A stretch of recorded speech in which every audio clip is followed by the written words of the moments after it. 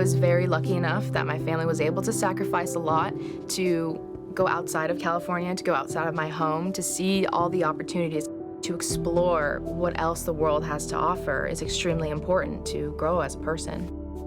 I remember growing up, having a voice, having confidence, discipline, hard work. It was all dedicated from sports. Because playing in college is all about getting those opportunities and seizing them. We were actually flying back from Ithaca, New York, where my daughter had been given an award to attend school there. It just made both of us sit there and think about her journey. My mom and I were discussing the challenges we faced during the journey, and one of them was cultural misconceptions and also financial inequalities, especially within the Latino community. One of the things that quickly came to both our minds is, how do we share this? How do we empower other girls to do the same thing that she's done?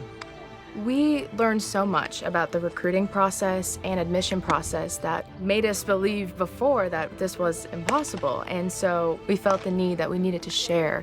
So that was that moment Aya was born.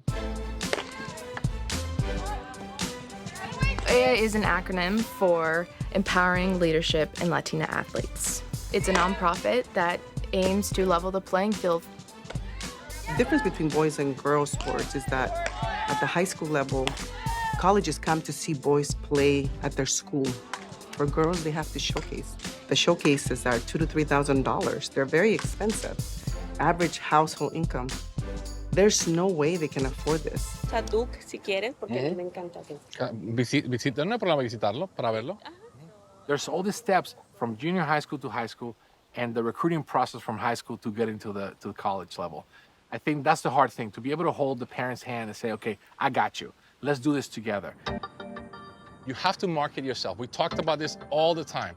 We have a great recruiting company. We got to use it.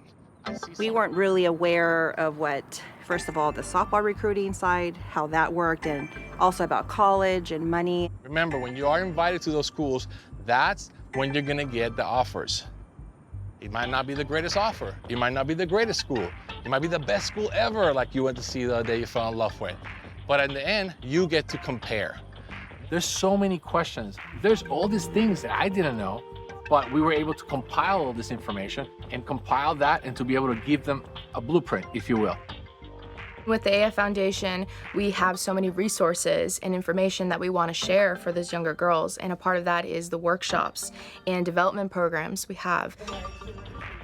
AYA wants to empower these young girls at the age of 8 and 10 to say, I want to go to college, I want to do this, I want to do that. And then allowing the parents to get out of that comfort zone of their cultural conformity in a way. Because that's the other thing that hinders the Latino community, is that a lot of times we say, no, girls cannot move out of the house until they get married. So going to college 3,000 miles away, it's hard for a Latino parent to accept that their daughter is going away that far.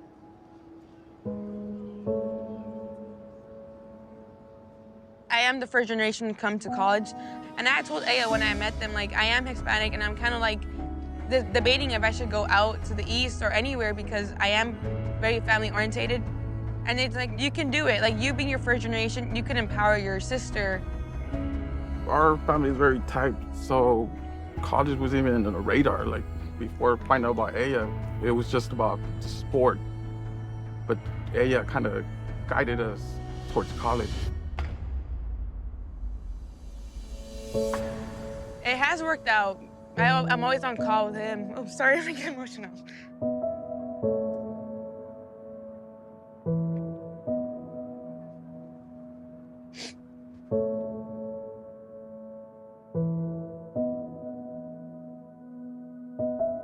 With Hispanic heritage, it's really important to embrace and celebrate culture, but also to not let it define you and to limit your opportunities that you may have in life. My future without Aya would have been completely different, mostly because it is run by Latino women. I think it's really important for especially younger people of diversity to see themselves represented not only in media, but also places that they want to find themselves.